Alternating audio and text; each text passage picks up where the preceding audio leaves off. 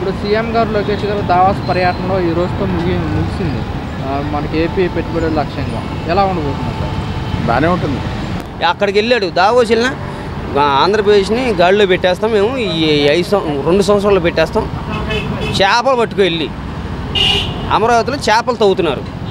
5 సంవత్సరాల ఇప్పుడు 5 సంవత్సరాలు జగన్ ఏం చేయలేదు. అమరావతి సరే ఓకే కాదనట్లే, నీళ్ళు వచ్చినాయి. వర్షాకాలం వస్తేనే కదా నింది, అది ముప్పు ప్రాంతం కాబట్టే కదా. అది వర్షాకాలం వచ్చినా అంటే ఎండాకాలంలో అది ఎండిపోవాలి, వాటర్ ఎందుకు ఎండిపోలే? 20 మీటర్ల ఎత్తున 20 రోజుల నుంచి తవ్వుతుంటే ఇంకా నీళ్లు తగ్గలేదు. ఇంకా అది కృష్ణానదిలోకి వెళ్తారు. చేపలు 50 కిలోలు వచ్చినాయి. ఇంకా రేపు పొద్దున ఏదో పిల్లలు తవ్వుతాడు, పునః తవ్వుతాడు, తవ్వితే ఏం జరిగిద్ది? సరైన టైంకి వర్షం పడుతుంది, అప్పుడేమవుతుంది? నీళ్ళు వెళ్ళిపోతాయిగా. అది లోతట్టు ప్రాంతం కాదు, అది ఇట్లా ఉంటుంది, డౌన్కి ఉంటుంది. 3 అడుగులు తవ్వగానే నీళ్ళు వచ్చేస్తాయి. కృష్ణానది పక్కన ఏదన్నా హైట్లో పెట్టుకోవాలి. ఇట్లా చేస్తాడు అన్ని గ్రాఫిక్స్ వర్క్లు అన్నా చేస్తాడేమో. ఆ బిల్డింగ్లు కట్టచ్చు, ఆయన కళ అక్కడ తిరగాలని అదొకటి చేస్తాడేమో. చేస్తే ఏం ఉండదు ఆయన దగ్గర, అన్ని డమ్మా పుష్ మాటలే. సీఎం గారు లోకేష్ గారు దావాస్ పర్యటన ఈ రోజుతో ముగిసిందండి. ఏపీ పెట్టుబడుల లక్ష్యంగా ఎలా ఉండబోతుందంటారు? పెట్టుబడులు అంటే ఇప్పుడు నిన్న రాలేదు, ఇంతవరకు వెళ్ళారు, తిరిగి వచ్చారన్నారు. తిరిగి రాలేదు ఒట్టి చేతులతో. కొన్ని వాళ్ళకున్న అభిప్రాయాలను వ్యక్తం చేయడం జరిగింది. ఈ ప్రభుత్వం మీద, ఇప్పుడున్న నాయకుల మీద పారిశ్రామికవేత్తలకు నమ్మకం ఉంది. ఆ నమ్మకం అనేటువంటిది ఖచ్చితంగా పెట్టుబడులు తెస్తుంది. కాకపోతే ఒకటి, నిన్నటి వరకు అప్పులు చేశారు, వడ్డీలు కడుతున్నారు అన్న చోట ఎవడైనా పెట్టుబడి పెట్టాలంటే కొంచెం సంశయిస్తాడు. 5 సంవత్సరాల నుంచి ఎడారిలాగా అయిపోయింది రాష్ట్రం. 1 సంవత్సరంలో పువ్వులు పూసేసి కాయలు కాసాయి. 1 సంవత్సరంలో నమ్మకం కుదర్చాలి ఫస్ట్ వాళ్ళు. ఆ నమ్మకం కుదిరితే అందరూ వస్తారు. మేము వ్యాపారం పెట్టామంటే ఆ వ్యాపారం లాభంలో ఉందంటే మీరు అందరూ వచ్చి చేరతారు. ఆ వ్యాపారం నాకు సంవత్సరం నుంచి మూసేశారంటే ఒప్పుడు తీశారు, ఒప్పుడు ఎత్తారు, ఒప్పుడు వడ్డీలకు సరిపోయిందంటే ఎవరు పెట్టుబడులు పెట్టరు. అట్లా 5 ఏళ్ళు నడిపాం వ్యాపారం మనం. అది వాళ్ళ 6 నెలల్లో వ్యాపారం ఏమవుతుందండి? అవ్వదు. ఇది అంతే. ఇప్పుడు సీఎం గారు లోకేష్ గారు దావాస్ పర్యటన అవును ఏపీ పెట్టుబడుల లక్ష్యంగా మీరేమంటారు? అంటే ఇప్పుడు చాలా వరకు కంపెనీస్ వస్తున్నాయి. ఇదివరకు ఏంటంటే అతను చూసి భయపడేవాడు. అతను ఏం చేశాడంటే ప్రతిదానికి కూడా నాకు ఏంటి అనే ఉద్దేశంలో అతను ఉండేవాడు. ఎవరు? జగన్మోహన్ రెడ్డి. కంపెనీలకు వస్తే నాకు కొంత షేర్ లాగా మాట్లాడేవాడు. అలాగే కియా అలాగే అయింది కదా, వాళ్ళు అందుకే కదా కొన్నాళ్ళు ఇబ్బంది పడిపోయింది. సరే ఇప్పుడు ఏంటంటే వీళ్ళు అనేది ఏంటంటే పెట్టుబడులు కాదు, ముందు మీరు పెట్టుకోండి, మీకు ట్యాక్స్లు ఉండవు, మీరు చేసుకోండి, తర్వాత మాకు ఎంప్లాయ్మెంట్ ఏముంది అది చెప్పాడు.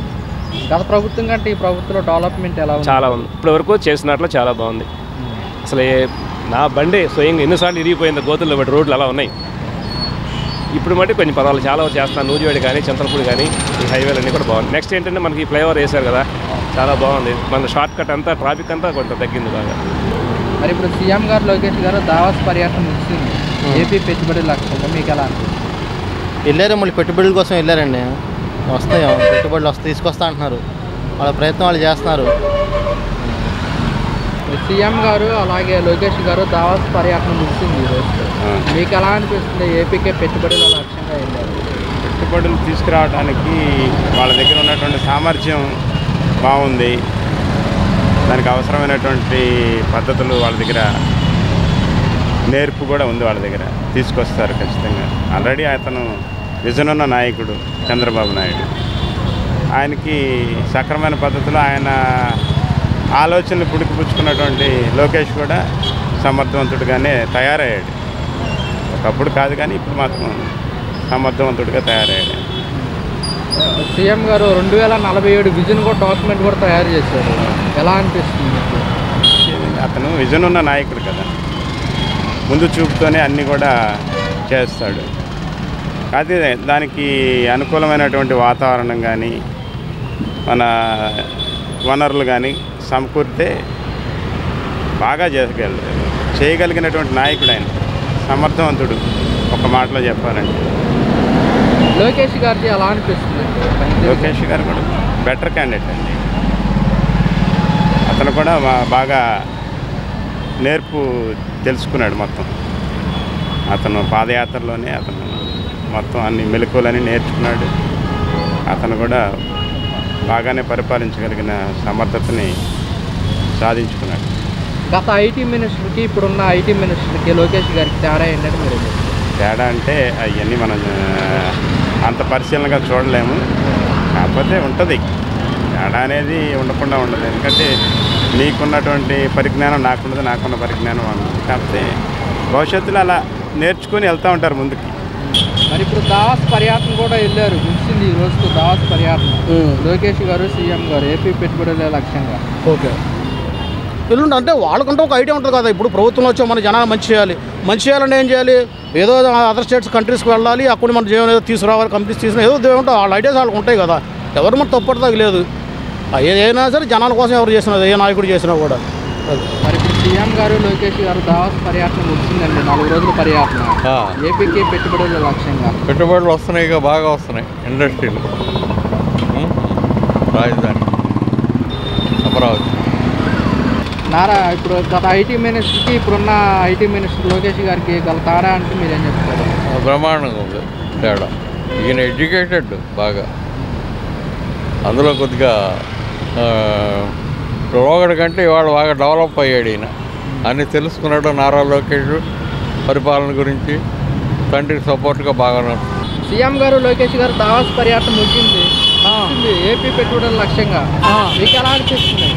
బాగుంటుంది. మరి ఇప్పుడు జగన్మోహన్ రెడ్డి నేను ప్రజల్లోకి వస్తాను, ప్రజల తరఫున పోరాడతాను అంటున్నాడు, మీరేమంటారన్నా? ఏం జరగదు. మేము ఇచ్చిన పథకాలు ఇంకా ప్రజలు గుర్తుపెట్టుకున్నారు అంటున్నాడు కదా. ఏం లేదు. ఏమి ఇచ్చాడు పథకాలు చెప్పండి నాకు. ప్రతి ఒక్కరికి ఇంటికి పంపించామంటున్నాడు. ఏం లేదు కానివ్వండి, చేయూత కానివ్వండి. దానివల్ల చాలామంది నష్టపోయారు, కానీ ఏం జరగలేదు. జగన్ ప్రభుత్వంలో ఏమీ, ఈ ప్రభుత్వంలో అందరికీ న్యాయం జరుగుతుంది, ప్రతి ఒక్కరు సంతోషంగా ఉంటున్నారు. మరి ఇప్పుడు లోకేష్ గారిది ఎలా ఉందన్న విద్యాశాఖ, ఆయన ఐటీ మినిస్టరు? ఇంకా కొత్త ఇన్ని తీసుకొస్తున్నారు లోకేష్ గారు. ఇంకా అందరికి ఉద్యోగాలు కూడా బాగా అభివృద్ధి చెందిద్ది, ఇంకా ఉద్యోగాలు కూడా వస్తాయి, చాలామంది సంతోషంగా ఉంటారు. ఇప్పుడు గత ఐటీ మినిస్టర్కి ఇప్పుడున్న ఐటీ మినిస్టర్కి లోకేష్ గారికి అమర్నాథ్కి గల తేడా ఏంటంటే? చాలా తేడా ఉంది, చాలా తేడా ఉంది. 100కి 100% తేడా. నేను అనుకున్నట్టు సాధిస్తారు, చేస్తారు. మరి లోకేష్ గారు ఎప్పుడు గెలవని నియోజకవర్గం ఎంచుకున్నారు మంగళగిరి, ఎప్పుడో గెలిచిందంట. మరి ఇప్పుడు గెలవటాన్ని ఎలా చూస్తారు? అది బాగా చూస్తున్నారు. మంగళగిరి ఆయన బ్రహ్మాండం కళ్ళకత్తుకొని చూస్తున్నారు.